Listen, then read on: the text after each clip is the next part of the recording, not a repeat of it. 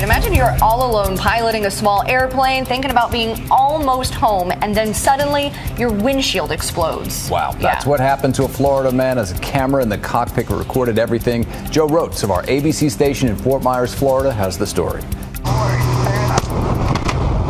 Never did see him. All of a sudden the windshield just explodes. Heart-stopping moments for pilot Rob Weber, something he's never seen in more than a decade of flying planes. I wasn't sure if the bird was in the plane with me, where he was, or what was happening. It was smooth sailing from Central Florida to Fort Myers Page Field.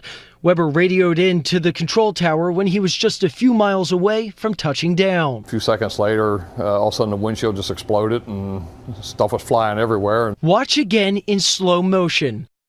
A bird slams into Weber's windshield. Glass flies and heavy winds whip the plane, flying at 170 miles per hour.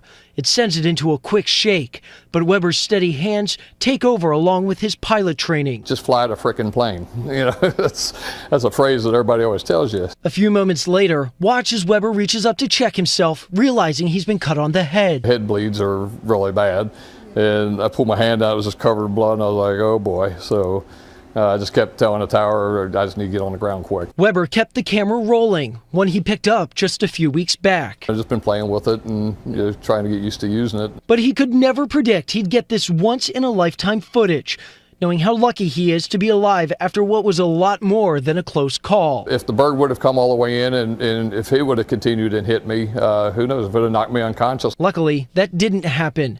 As Weber safely lands the plane, he's congratulated by control tower radio. I just checked in so calm. Good flying. And met with fire engines as his plane comes to a stop. Joe Rotes, ABC News, Fort Myers, Florida.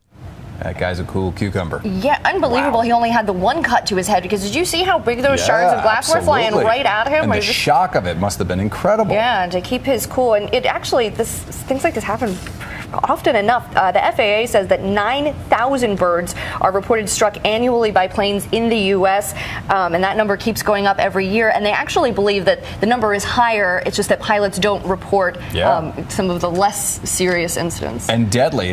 Since 1988, 250 people have died in accidents with planes hitting birds.